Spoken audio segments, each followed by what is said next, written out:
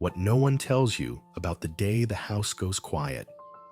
They never prepare you for the silence, for the way your footsteps suddenly echo through hallways that once burst with laughter, arguments, and midnight shuffling. The day your house goes quiet isn't marked on calendars. It arrives without ceremony. After the last child takes their final box, after a spouse passes or leaves, or perhaps after years of living solo when one day you realize something fundamental has shifted. The silence that follows isn't just absence, it's presence, it's weight, it's possibility. It's the sound of your own breath, finally audible after decades of background noise. What no one tells you about the day your house goes quiet is that it's not the end of something precious. It's the beginning of something holy, something that's been waiting for you all along. You remember the chaos, don't you? The beautiful disaster of a full house, breakfast dishes stacked high, permission slips signed in haste, the bathroom door that never stayed closed, the soundtrack of your middle years, phones ringing, televisions blaring, teenagers arguing, the washer's persistent hum. In those moments, you sometimes fantasized about silence. Just 1 hour of perfect quiet. You imagined what you'd do at that time. Read uninterrupted. Think a complete thought. Hear yourself again. And now, the quiet has arrived. Permanently. It feels like an old friend and a strange intruder all at once. Sometimes you turn on the radio just to fill the room, and sometimes you turn it off just to feel the vastness of this new reality. Margaret from Ohio told me about the day her last child left for college. She had prepared herself for tears, had stocked up on tissues and comfort food. She hugged her daughter goodbye, watched the car disappear down the driveway. But the expected breakdown never came. Instead, something mysterious happened when she walked back into her empty house. She noticed the light, how it fell through the windows differently somehow. She found herself standing in the kitchen for almost an hour, watching dust particles dance in sunbeams. I felt like I was seeing my home for the first time, she told me. It was the strangest thing.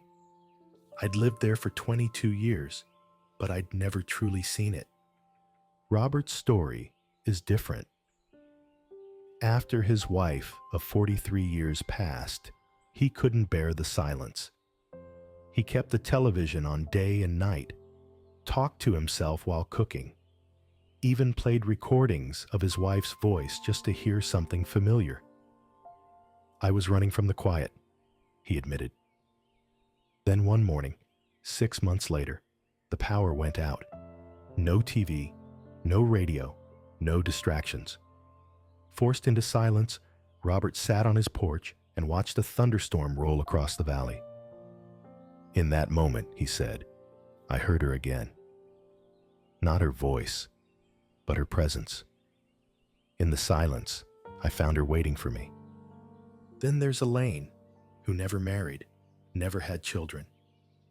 Her quiet came gradually as friends moved away or grew distant. I used to fill my weekends with brunches and phone calls, she explained. Then one Sunday, I realized I had nowhere to be, no one expecting me. She described making tea that morning, the deliberate ritual of it, and sitting by her window. A cardinal landed on her bird feeder, brilliant red against the winter snow. I watched that bird for 20 minutes, she said. In my rushed life before, I might have missed it entirely. Now, I had the time to really see it. That's when I understood. The quiet wasn't emptiness. It was space. Perhaps the most striking story came from James, a retired school principal who lost his hearing gradually over a decade. The world didn't go silent all at once, he told me. It faded like a song ending. When the last frequencies disappeared, James expected darkness. Instead, he discovered an inner landscape he'd never noticed before. I began to hear with different senses, he explained. I could feel music through vibrations. I could read emotions in people's faces with new clarity. The quiet house became a canvas for a different kind of hearing. Now in his 80s, James says his silent home has become a sanctuary, a place where wisdom finally has room to speak. These stories whisper the same truth. Silence isn't empty, it's fertile. It's not absence, but presence in its purest form. The quiet house becomes a temple of possibility where you can finally hear your own wisdom, the knowledge accumulated through decades of living, but never fully processed in the noise. There's something else these stories teach us. Grief and grace are companions, not opposites. The pain of missing voices, once heard daily, is real. The photos on the wall become both comfort and ache. But within that very ache lies an invitation to know yourself again, to reclaim parts of your identity that were necessarily set aside while you cared for others, or built a career, or maintained a home. And perhaps most importantly, these stories reveal that the quiet house is not a conclusion, but a transformation. Like a caterpillar in its chrysalis, something profound is happening in the silence.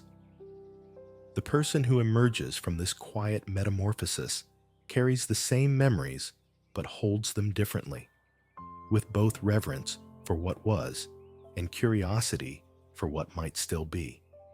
I keep returning to something Elaine said during our conversation.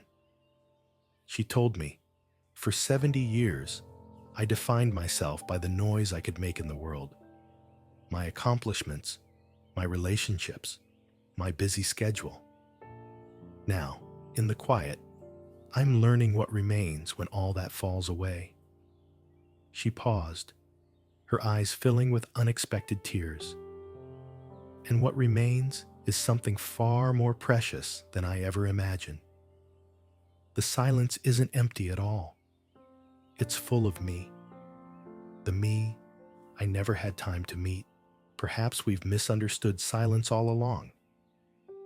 We fear it as absence when it's actually presence in its most distilled form. The quiet house isn't a museum of what's been lost. It's a studio where you can finally create from the center of who you are. The emptied rooms aren't hollowed out. They're cleared for what comes next. The silence isn't death. It's the space between heartbeats, pregnant with potential.